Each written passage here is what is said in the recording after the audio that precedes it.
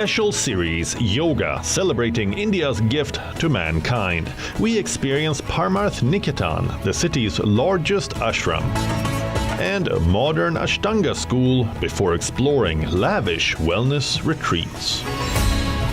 Don't miss this week's episode of All Things Yoga and Ayurveda. Only on WION World is One.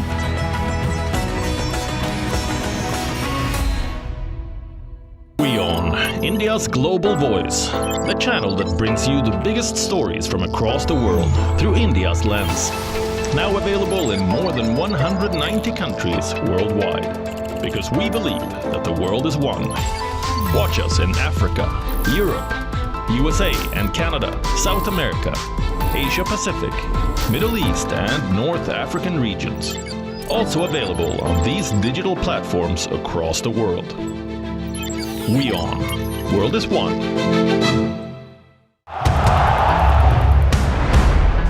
Everyone loves a contest.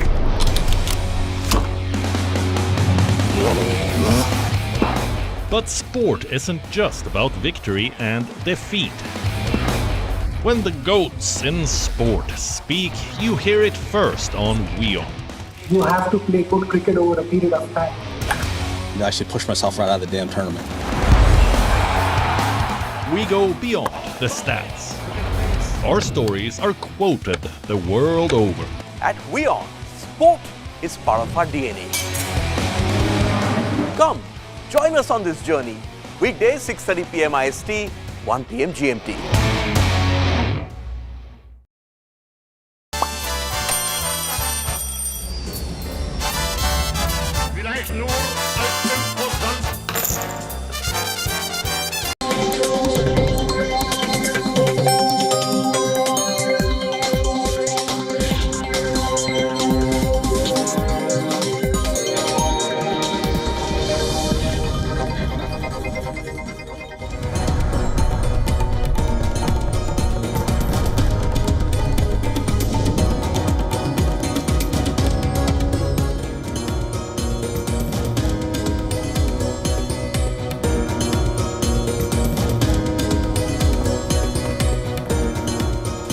Good morning, Asia. Good evening, America. You are watching World DNA with me, Jyotsna Kumar.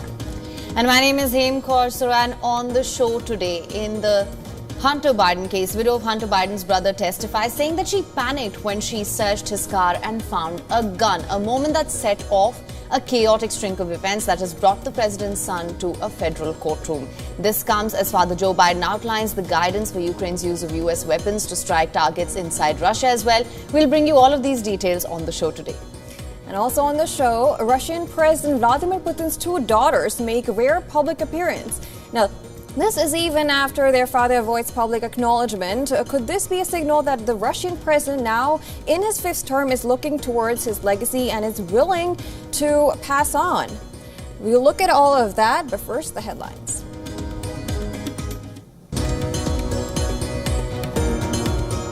The Ukraine war witnesses another escalation. Biden outlines authorization for Ukraine's use of US weapons to strike inside Russia. Macron pledges to send Mirage fighter jets to Ukraine.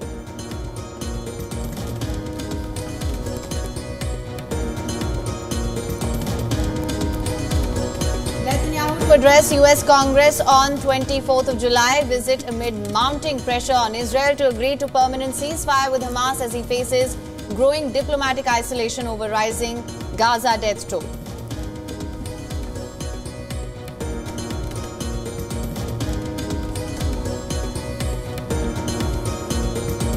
Hunter Biden's brother's widow testifies in federal gun case, embarrassed and ashamed. Hallie Biden.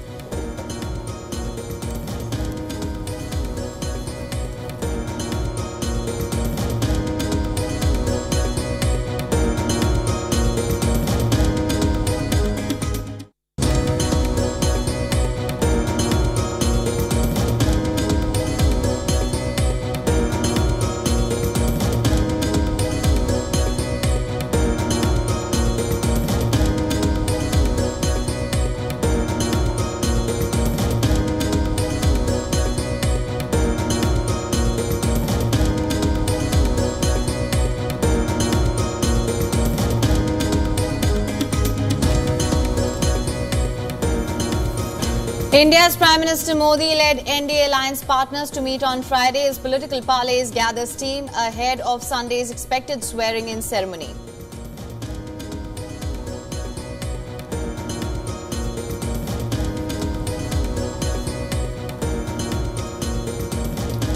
Let's go Calypso. Indian-American astronaut Sunita Williams pilots NASA's Boeing Starliner on historic test flight.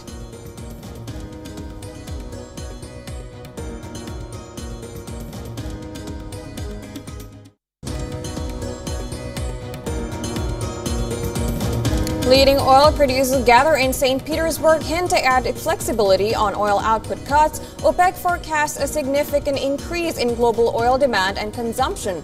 Oil prices are up following this news.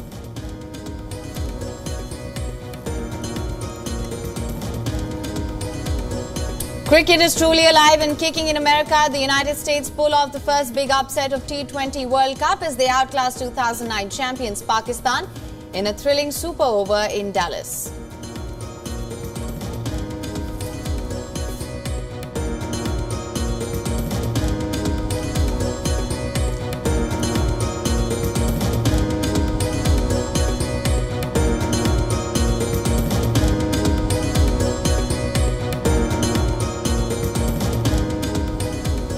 All right, to begin with, Joe Biden at the 80th anniversary of the D-Day landings in Normandy has made a call for defense and freedom of democracy, urging the Western nations to continue with their support of Ukraine.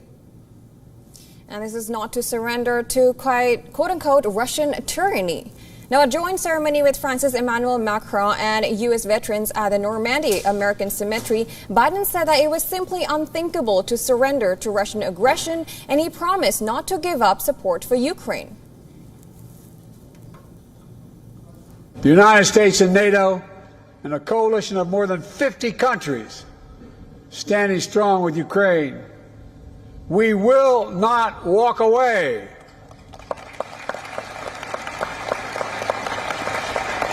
Because if we do, Ukraine will be subjugated, and it will not end there. Ukraine's neighbors will be threatened. All of Europe will be threatened. Moreover, Biden also outlined the guidance for Ukraine's use of U.S. weapons to strike against Russia in response to the Russian offensive in northeast Ukraine. The United States, along with some other countries, have allowed Kyiv to use weapons given by West to strike inside Russian territory.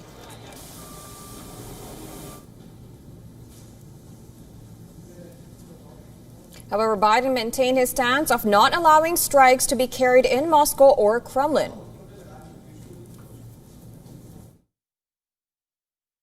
They're authorized to be used in proximity to the border when they're being used on the other side of the border to attack specific targets in Ukraine. We're not authorizing strikes 200 miles into Russia. We're not authorizing strikes on Moscow, on the Kremlin. Meanwhile, Paris has assured it will be providing Mirage 2000 warplanes to Ukraine. Macron has made the announcement on the occasion of Ukrainian President Volodymyr Zelensky's visit to France as part of D-Day anniversary celebrations. However, he did not specify how many Mirages France would provide and the time frame along with financial terms. Macron also said France has proposed Ukrainian pilots to be trained in France starting this summer.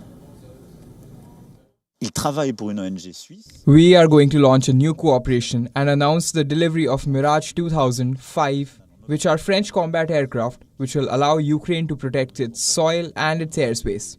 And so, starting tomorrow, we are going to launch a program to train pilots and transfer these planes, which will allow by the end of the year. France will speak for itself tomorrow, but above all, we are building a coalition with partners.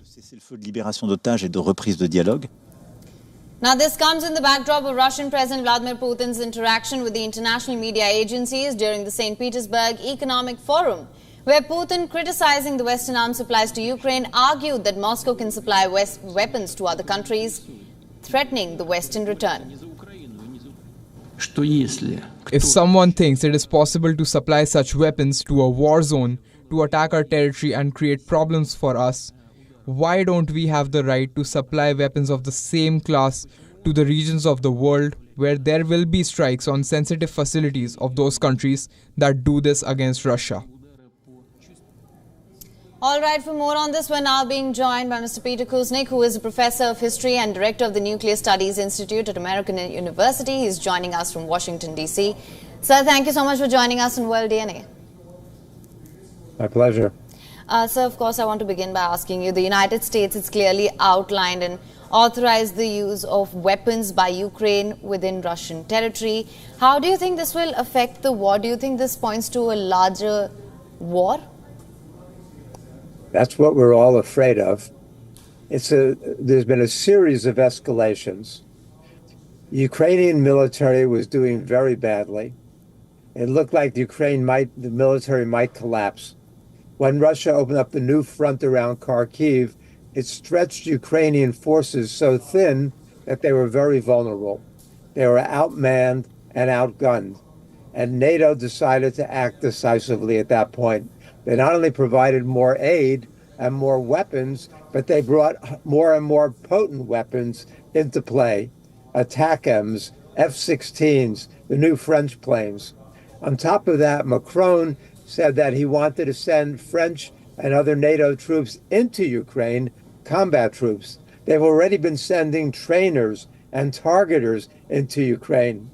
On top of that, they've been escalating the attacks. So Ukraine struck against 2 Russian early warning radar sites inside of Russia. These are nuclear sites that they're trying to blind the Russians for some reason, which is crazy and very, very dangerous. On top of that, Biden and others have now given authorization for the Ukrainians to use those advanced weapons to strike inside of Russia. This is all a very, very dangerous escalation based on the assumption that Russia has no red lines that can't be crossed, that Putin is only bluffing. Well, Russia responded not only with warnings and threats, but with tactical nuclear weapons drills inside of Russia on the Ukrainian border. What we're headed for is World War III. You've got lunatics in charge who are playing a very dangerous game with the future of life on our planet, on the assumption that the Russians are going to back down, that they're only bluffing, that nothing can be done to provoke them. True. And we're going to, today, for example, today was the anniversary of D-Day.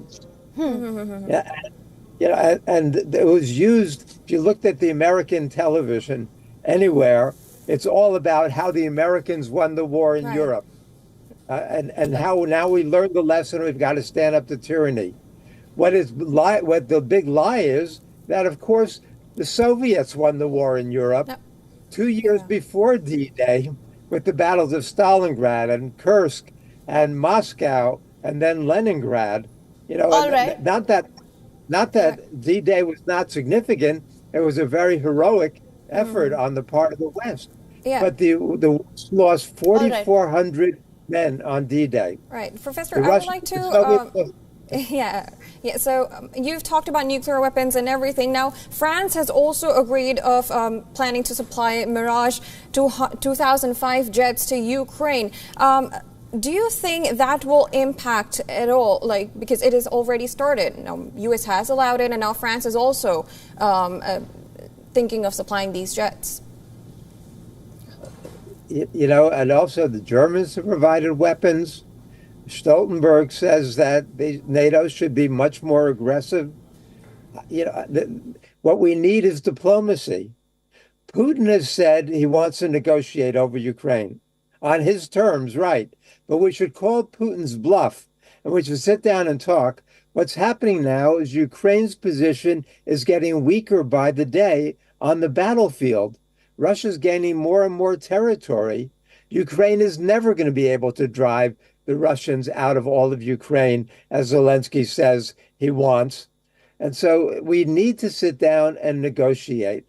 In the nuclear age, war is just too dangerous to be played with in this way. How do we know what Putin's final point is, his breaking point? He's been threatening to use tactical nuclear weapons. When that happens, then the West responds with tactical nuclear weapons. And as Biden himself has said, then the escalation begins, and there's probably no place to stop that before global annihilation. All right. Well, Professor Kuznick, thank you so much for joining us on World DNA with your insights on this. Always a pleasure to have you. Thank you. My pleasure. All right, let's shift our focus now. Israeli forces are fighting a multi-pronged war as per Benjamin Netanyahu, but that is in no way dimming his determination to achieve his objectives. Right. Now, on Thursday, the Israeli Prime Minister conducted a situational assessment with army officials at the Central Command in Jerusalem.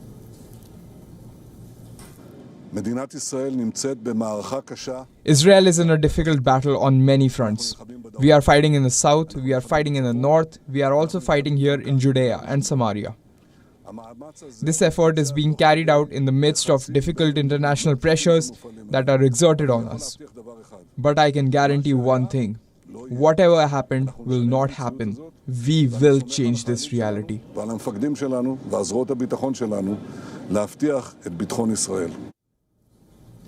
Now, Netanyahu has sent forces deeper inside the southern Gaza city of Rafah and vowed to continue the offensive until total victory over Hamas. So far, it has been an elusive and ill-defined goal. Netanyahu has further shown that he alone is determining the course of the war. Most recently, he did this by pushing back on a ceasefire proposal announced by President Joe Biden, who said it had come from Israel itself. The Palestinian militant group Hamas has claimed that the proposed Gaza ceasefire deal was just words and it had not received any written commitments related to a truce.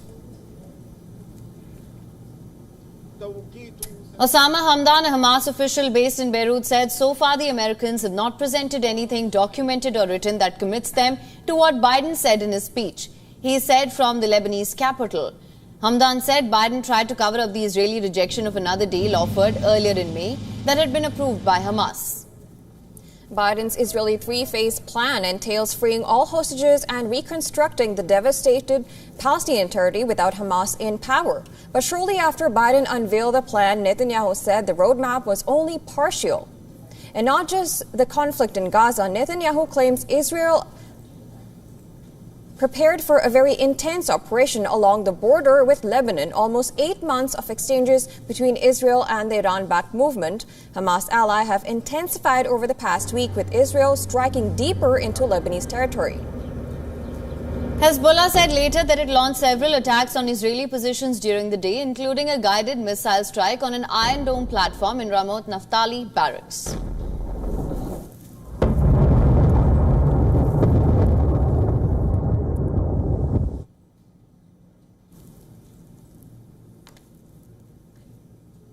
An embarrassed and ashamed Hallie Biden took the witness stand in the federal gun case against her brother-in-law Hunter Biden, who faces criminal charges over lying on a federal form about his drug use so that he could unlawfully get a gun.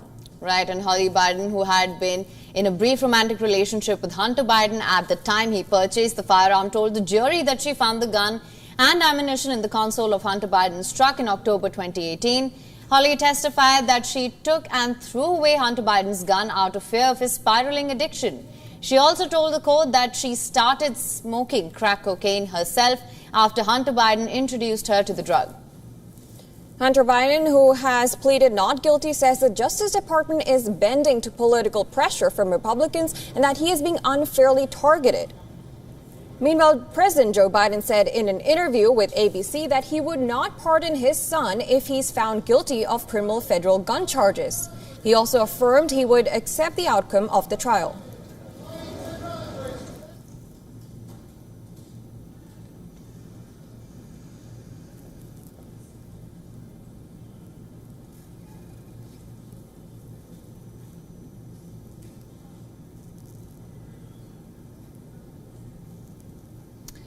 And that being said, of course, there seemed to be no end to Hunter Biden's legal troubles for now, at least. And for more on this, our correspondent Susan Tehrani has sent us this report. Let's listen to this. Holly Biden detailed a tumultuous relationship and also Hunter Biden's struggles with addiction on Thursday. She said that she began using drugs after Hunter Biden introduced them to her and that sometimes Hunter was in denial about his own addiction. She also testified about how she found that gun in Hunter's car and allegedly dumped it in a dumpster behind a grocery store. Holly is Hunter's brother's widow, who had a romantic relationship with Hunter after Beau Biden died. She's a key witness. The government plans to rest its case by tomorrow, which is Friday, after introducing 2 more witnesses. And then the defense will decide whether or not they want to introduce their own witnesses. The trial will ultimately wrap up by next week. President Biden, in a recent interview, said that should Hunter be found guilty, he will not pardon him. Susan Tehrani reporting from New York for WION World is One. Now, the Sudanese paramilitary rapid support forces attacked a village in Jazeera state, killing more than 100 people. While the army failed to respond to pleas for help, says local pro-democracy activists. The incident took place in Wad al-Nuri village in central Sudan, following which the top United Nations officials in Sudan has called for an investigation into the massacre. The Wad Madani Resistance Committee, which has been tracking such attacks, shared pictures on social media of dozens of victims wrapped for burial. The committee said while 104 were killed and hundreds were injured in Wad al-Nuri, the rapid support forces were moving towards other villages. If confirmed, the attack will be the largest in a string of dozens of such attacks by RSF soldiers on small villages.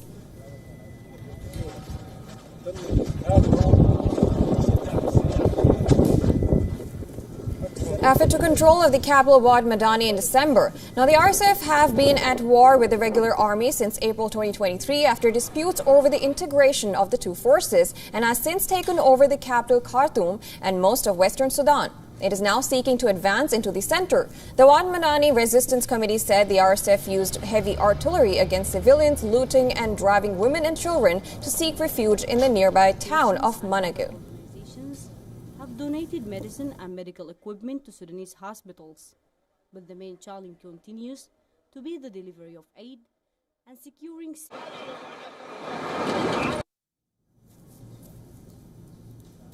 South Africa's African National Congress is in a tricky situation after losing its 2/3 majority in the parliament. The party has been forced to form a coalition to regain power in the country.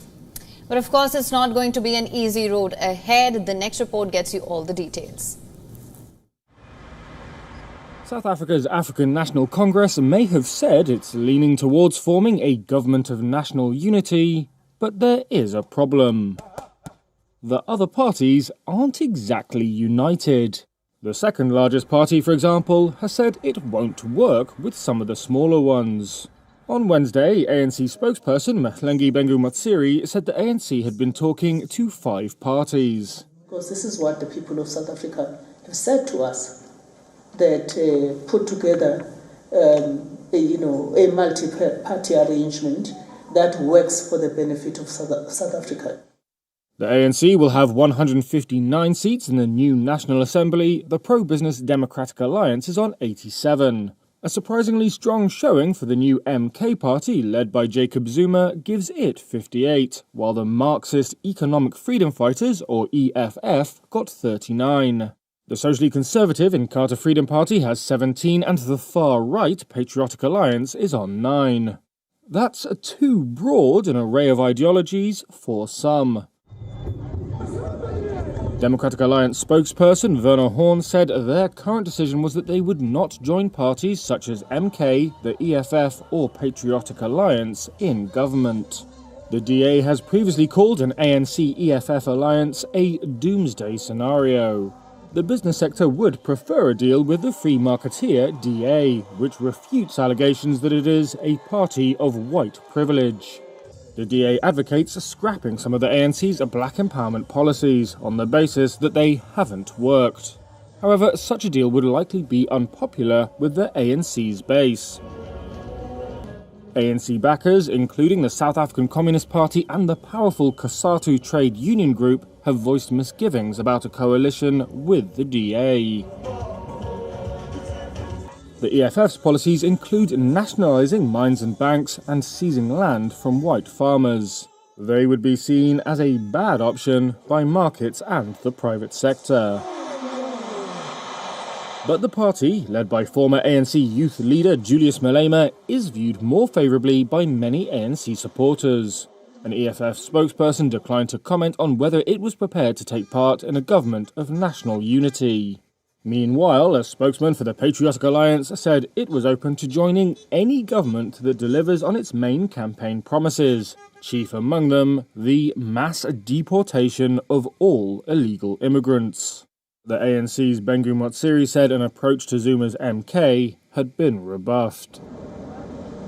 The May 29th election saw the ANC lose its majority for the first time in 3 decades. That was punishment from voters angry over persistent poverty, unemployment, crime, corruption, and rolling power blackouts. They had the chance, they ruined it, and now they've got no choice but to do it. The ANC said the aim now was to unite the broadest range of sectors in society behind the future government, and that the timescale for wrapping up talks over this tricky political puzzle was less than a week.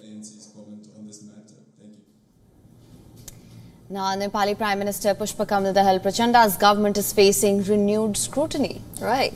Now, Nepali Congress, the main opposition, is calling for an investigation and demanding the resignation of Deputy Prime Minister and Home Minister Rabi Namichane. Tensions are high between the opposition and the ruling alliance regarding Namichane's alleged involvement in an alleged corruption case. Namichane is accused of defrauding millions of rupees through a cooperative. While he denies the allegations, the opposition claims there is evidence of his involvement. He is also accused of misusing his authority to reassign top police personnel investigating the case. Now, Namichane is also alleged to have coerced the Office of the Attorney General into clearing him of cooperative fraud charges. Following persistent protests from the Nepali Congress, a parliamentary committee was set up to investigate credit cooperatives. The top court in Nepal also intervened in the investigation. On June 2nd, the Supreme Court issued a show cause on a petition calling for the suspension of the Rashtriya Swatantra Party chairman from his post as Deputy Prime Minister and Home Minister. The court has sought an explanation regarding a letter issued by the Office of the Attorney General. Now, last month, the Attorney General's office issued a clean chit to Namichane declaring a non-case against him. The move has been criticized as an attempt to shield him using state resources. The Supreme Court has scheduled the next hearing for the 10th of June. The Rashtriya Swatantra Party, with 21 seats in Parliament, is a significant ally of Prime Minister Prachanda. The challenges for Nepal Prime Minister Pushpa Kamal Dahal does not seem to end to keep his coalition intact.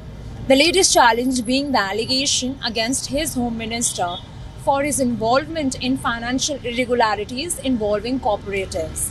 Now, this case has been taken to the top court, where the petitioners are seeking Rabi Namichane's suspension from the post of Home Minister and Deputy Prime Minister. This also comes after months of protest by the opposition Nepali Congress demanding Namichane's resignation for his alleged involvement in the corruption case. Following which, a parliamentary committee was also formed to investigate the case. While the Supreme Court is also investigating, the parliamentary investigation will continue. One thing is important to note here is that Rabi Namichane's party, Rashtriya Swatantra Party, has 21 seats in the parliament and is one of the significant ally of Prime Minister Pushpa Kamal Dahal's coalition government. Saloni Murarka for WION World is one in Kathmandu, Nepal. And as always, it's now time for a short break. Now, don't go anywhere. On the other side of world DNA, the BJP-led National Democratic Alliance's newly elected Member of Parliament meet today.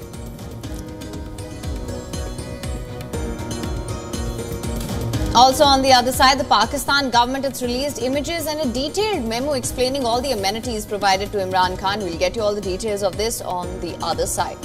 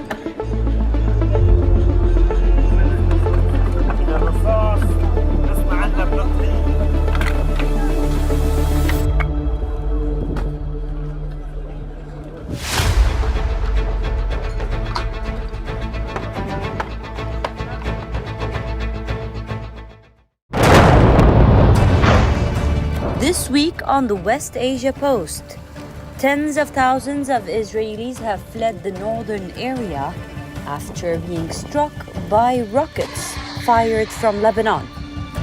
The Israeli army and the Lebanese armed group Hezbollah claim they are ready for any conflict. Does the situation signal a full-blown war? The US says Benjamin Netanyahu might be prolonging the Gaza war for political gains. And also on the show, there is chaos in the Turkish parliament and an outpouring of support for Palestinians in the French parliament. Watch the West Asia Post with me, Radi Francis, every Friday at these times, only on WION. World is one.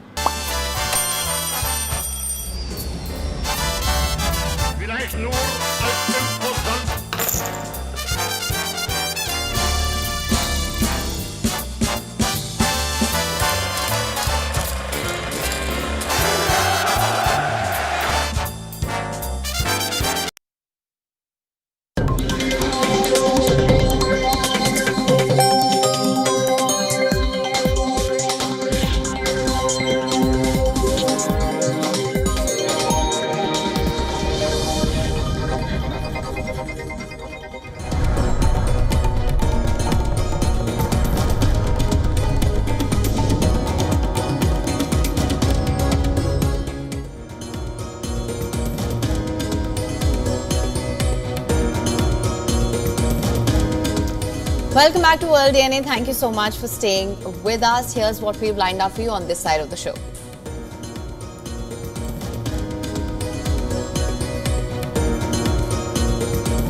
India's Prime Minister Modi led India alliance partners to meet on Friday as political parleys gather steam ahead of Sunday's expected swearing-in ceremony.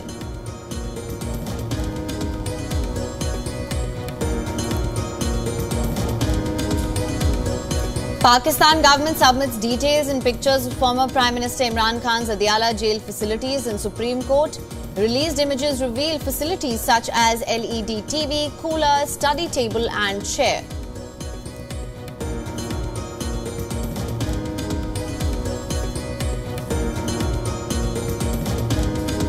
Ukraine war witnesses another escalation. Biden outlines authorization for Ukraine's use of U.S. weapons to strike inside Russia. Macron pledges to send Mirage fighter jets to Ukraine.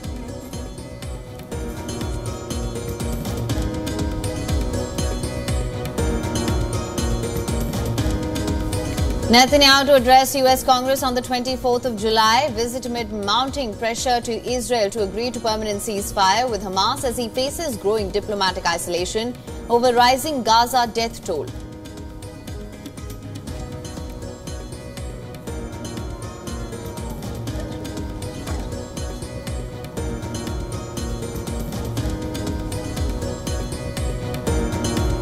Hunter Biden's brother's widow testifies in federal gun case. Embarrassed and ashamed, Holly Biden tells jurors Hunter introduced her to crack and that she tossed his gun into a trash can.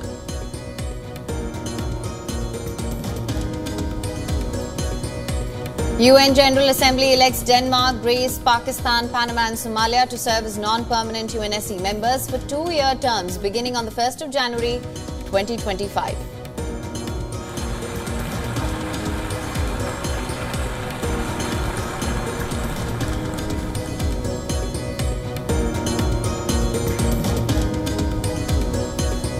Let's go Calypso. Indian-American astronaut Sunita Williams pilots NASA's Boeing Starliner to ISS on historic test flight.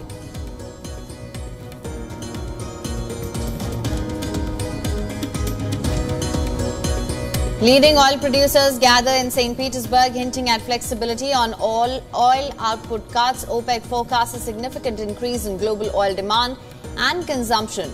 Oil prices are up following this news.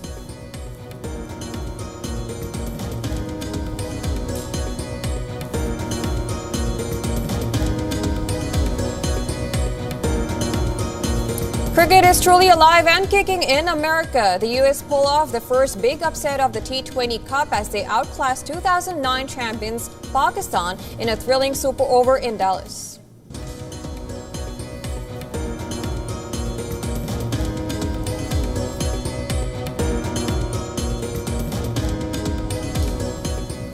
All right, let's start with India. Newly elected members of Parliament of the BJP-led National Democratic Alliance are set to meet today. Yes, and that is to elect Narendra Modi as their leader, paving the way for him to take oath as Prime Minister for a third term. Right, and this after Prime Minister Modi's election as the leader of the NDA, MPs, senior members of the alliance like TDP's N. Chandrababu Naidu and JDU's Nitish Kumar will join the Prime Minister for a meeting with the President. Both the leaders have significant experience from the coalition era. They also possess strong negotiation skills and are expected to get important ministries to strategically leverage their support. Now here is what we know. Bihar Chief Minister Nitish Kumar is likely to bargain for at least 5 ministerial berths, central funds, early assembly polls, and a special status for Bihar. According to reports, the JDU was promised at least 3 cabinet berths and 1 minister of state, but he is now in a better bargaining position.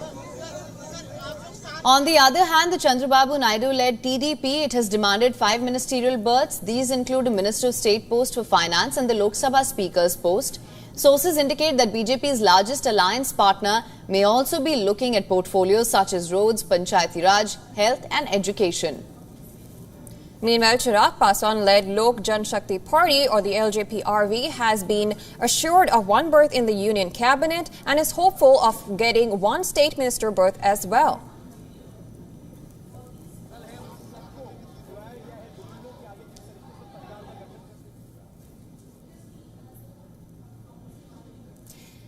Now, India's alleged exit polls controversy is gathering pace. BJP's Piyush Goyal has hit back at Rahul Gandhi. This after Gandhi alleged that PM Narendra Modi and Home Minister Amit Shah are directly involved in what he described as the biggest stock market scam in which retail investors lost billions on June 4th. Take a look. Why did PM and HM give specific investment advice to the 5 crore families investing in the stock market? Is it their job to give investment advice? Second, why both interviews were given to the same media house owned by the same business group, which is also under SEBI investigation for manipulating stock market? Third, what is the connection between the BJP, the fake exit pollsters, and the dubious foreign investors? Rahul Gandhi has still not overcome the loss in the Lok Sabha elections. Now he is conspiring to mislead the market investors. Today, India has become the 5th largest economy in the world, and it is also the fastest growing economy in the world. And the world agrees. PM Modi has also said that during this term, India will become the 3rd largest economy in the world. And in neighbouring Pakistan, jailed former Pakistan Prime Minister Imran Khan continues to make headlines. Right, the ex-PTI chief had previously claimed that he is living in solitary confinement. Now the government, it has released some pictures. It's detailed a memo explaining all of the amenities that apparently have been provided to Khan. The Pakistan government shared a series of these images revealing the kind of comfort and facilities that he has at his disposal. Khan is currently lodged in the high-security Adyala jail in Rawalpindi, as shown in these images. The government, however, has dismissed all accusations and said that Khan enjoyed a walking area adjacent to the cell, a room cooler, a TV, in fact a separate kitchen, books, a study table and a chair, as well as equipment for exercise.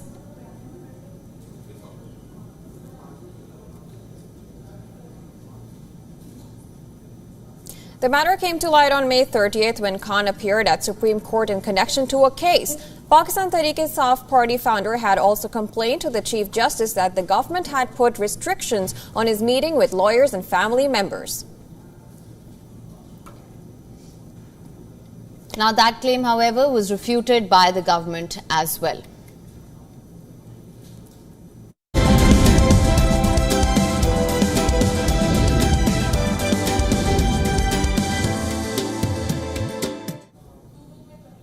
Now we look at whether G7 sanctions on Russia are working. Now, these are the sanctions that aim to reduce the inflow of petrodollars, key to financing the Kremlin's war against Ukraine. However, Russia's oil revenues have risen. Here's a report for all the details.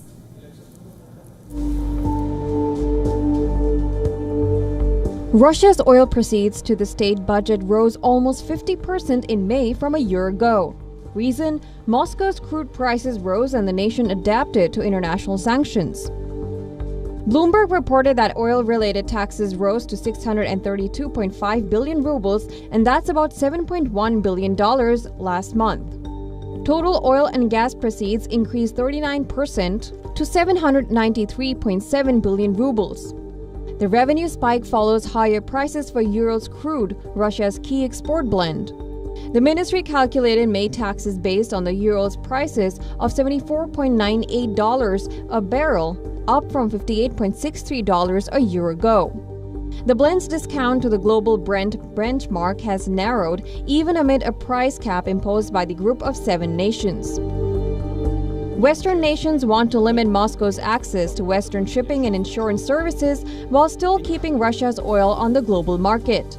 Moscow has adapted to those restrictions, including a European Union ban on Russian oil imports. The Kremlin uses a massive shadow fleet of tankers and sells its oils to Asian clients.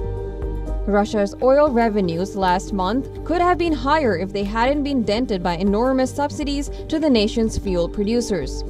Even with oil and gas revenues higher annually, Moscow has proposed trimming the total 2024 outlook for earnings from the industry. The downward revision comes as the government projects lower export prices for Russian crude and natural gas for this year. Russian crude is now expected to trade at about $65 a barrel this year compared to an earlier projection of $71.30. Global oil prices, which are traditionally higher than the price of Urals, are now near a 4-month low amid slow demand growth. The risk premium emerged due to the war in West Asia also fizzled out. Still, for now, Russia is winning the sanctions game. Business Bureau, WION World is One. Now, the global chip industry is experiencing a surge fueled by artificial intelligence. Now, Taiwan Semiconductor Manufacturing Company, the world's largest contract chip maker, saw its stock price jump 5.3%. This pushed its market capitalization in above $23 trillion. To meet the growing demand, TSMC has now announced a record $17.36 billion capital expenditure program. This follows a similar trend with Nvidia, whose market value surpassed $3 trillion, dethroning Apple as the world's second most valuable company. Nvidia's stock price, it has skyrocketed 147% year-to-date, reflecting the insatiable demand for its AI processing chips. This chip stock frenzy extends beyond these giants. Chinese chip makers like SMIC and Huahong Semiconductor are also experiencing significant stock price increases. Coming to Nvidia, then, CEO Jensen Huang has further fueled investor confidence by pledging annual upgrades to the company's AI accelerators. Huang's wealth has also surged, growing by over $5 billion on the heels of the stock price rise. The chip boom isn't limited to North America and Asia. European chip equipment manufacturer ASML has also seen its stock price soar. It surpassed luxury goods giant LVMH to become the second biggest listed company in Europe. The news that TSMC, ASML's biggest client, is set to receive their most powerful chip-making tool later this year further bolstered investor confidence. ASML also reflects significant orders in the coming quarters, which is a healthy trend across chip-making companies. The chip sector overall is expected to keep fueling Wall Street earnings in times to come.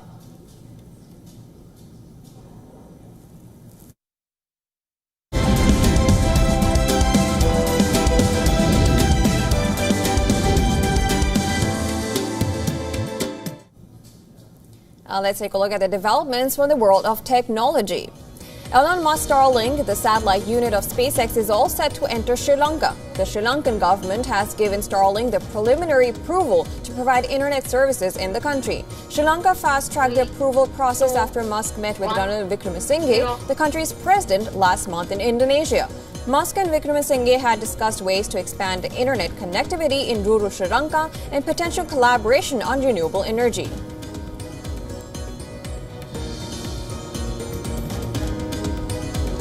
AI PCs are a hot topic at the ongoing Computex 2024 Tech Show. The Computex 2024 Tech event is being held in Taipei City, Taiwan's capital.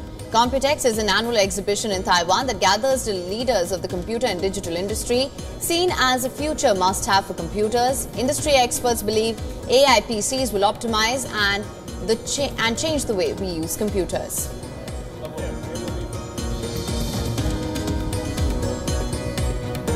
Look at this. This is Ergo Cub, created by the Italian Institute of Technology. The humanoid robot is making its US debut. Funded by the Italian Workers' Compensation Authority, the robot has been developed to help workers in different scenarios, like airport baggage handling and warehouse organization. Moreover, the robot can be completely teleoperated. That means the robot can be sent to a dangerous situation and the operator can control it while being completely safe at home.